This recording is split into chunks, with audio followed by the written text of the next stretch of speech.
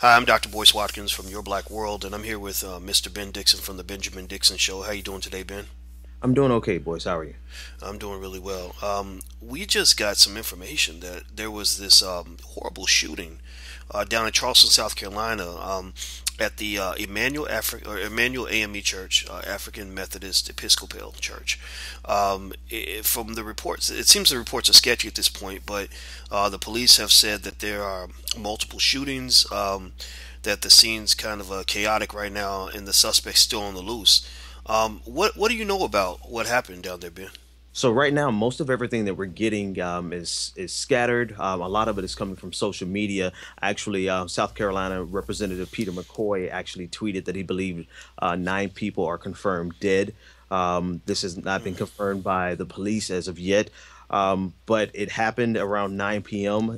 And this is a Wednesday night, so it's easy to assume that this was a Bible study taking place, which is why they were there. The gunman is reported to be around 21 years old, wearing a gray sweatshirt or hoodie, blue jeans, Timberland boots, and the FBI is already on the scene.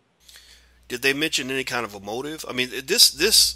First of all, I think we should send our condolences to the people in the area. I mean, this is horrible. But then, second of all, I mean, it doesn't. It's not going to get past people that the suspect is a white male, and this church is predominantly black, right? From what I've Right. read, it's one of the biggest black churches in the South. Um, you know, did they say anything about why this person would do something like this? No, there's no motive as of yet. The only thing that's been reported is that he's a white male. I think it's reasonable for us to consider the possibility of race involved in this, considering the heightened tensions, all of the different protests, the counter protest. There's no evidence to that as of yet.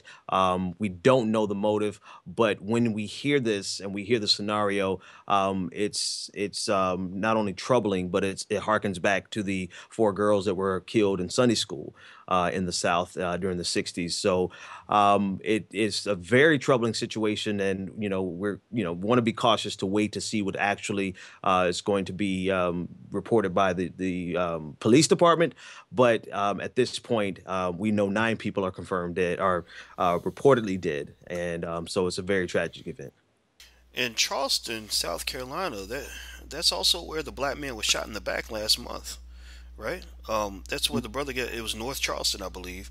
And it's sad. I mean, there's so many shootings. I'm having a hard. His name it escapes me right now. Scott. Walter Scott. Thank you.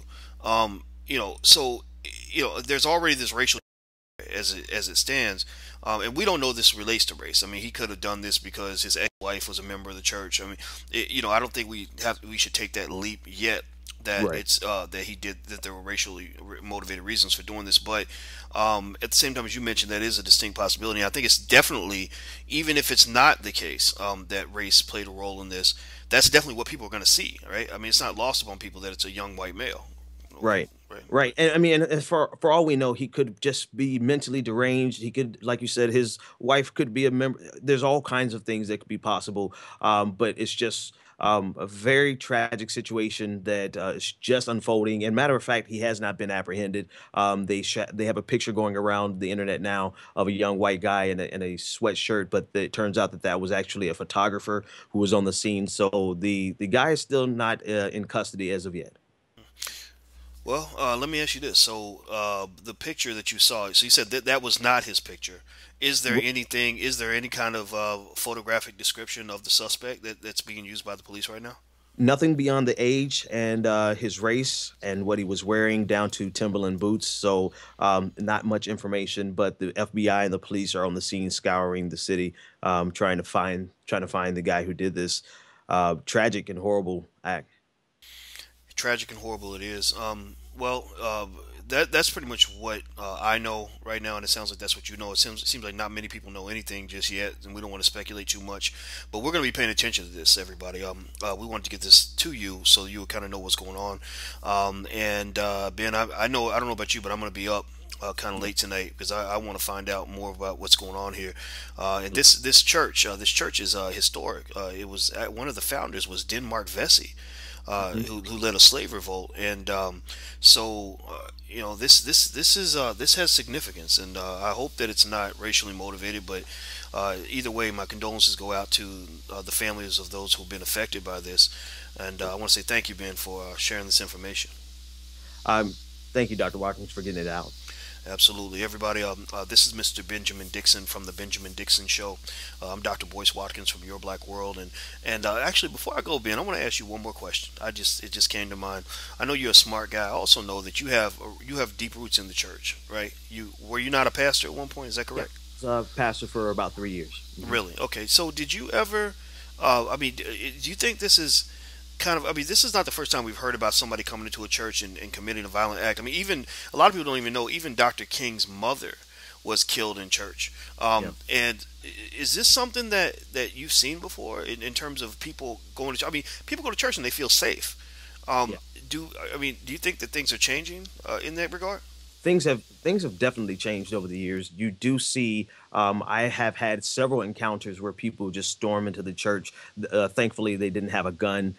They just came to the front of the church and made a scene, and we started developing security ministries to protect the people in the church, because it's not. It's the doors are generally open to the public, and it's generally open to people of any race. I mean, there's really no one to stop you at the door. So, and I think that's by design. Obviously, that is by design. But over the years, we've had to increase security, inside of the church, particularly, and outside of the church, because we have had incidents over the years that are very frightening. But obviously, nothing this tragic of this magnitude.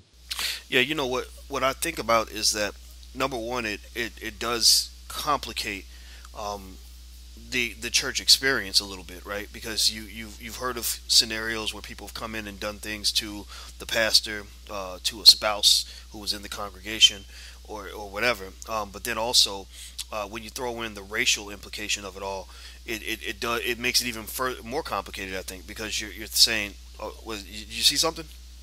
No, yeah, something's coming across my screen. I thought it was a more of updates, but it's really just people are just recycling the same information at this point. Nothing Oh, new. okay, okay, okay.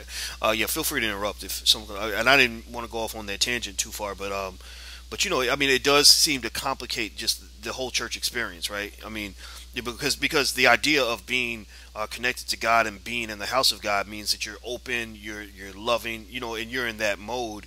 And just to know that somebody can come in and exploit that, or come with a completely different approach, it just seems to make things very difficult and complicated. Then we throw race on top of that. I don't know about you, but I feel like this is just bad. I mean, it's not just bad because people have gotten killed. It's bad for America right now based Yeah. on the mood that the country's in. What do you think? You know what? It's. I don't want to belittle the magnitude of what I'm getting ready to say. I don't want it to belittle the magnitude of what these families are just getting ready to go through. And I want to make sure that what I say is in light of the fact that the tragedy for this family, for all of these families, so many families, for this church, is really going to change the nature of their life for the rest of their lives, and that church for the rest of its existence. But with that being said, for the sake of our country, I genuinely hope that this was just a deranged guy who had absolutely no connection to any type of racial organization, of racist organization of any type. And I may be hoping against hope. I might be having wishful thinking, but just in line with what you said, I genuinely hope that that is not the case, because that's definitely something that our nation doesn't need, in my opinion. And I know a lot of people may disagree with that, but I just hope that this guy was just lost it over something. I hope that there's a solid reason that we can rule out race, but I'm afraid that we may not be able to do that, Dr. Watkins. Yeah, and I think that even if it's ruled out, some people are not going to rule it out. I mean, that's the thing. I mean, That's the nature of young it. white male goes into an all black church, does something like this. Whew, man, I don't want to think about it, brother. But well, once again, condolences to the families that are affected, and also thank you to you, Ben. I know you're a family man, and I interrupted you in the middle of the night, but I felt like this was something we had to talk about. So thank you very much for doing this. I appreciate it. No problem, and thank you for getting it out again. Absolutely. Everybody, this is Mr. Ben Dixon from the Benjamin Dixon Show. I'm Dr. Boyce Watkins from Your Black World. Until we meet again, please stay strong, be blessed, be educated, and also be safe. Take care. Bye bye.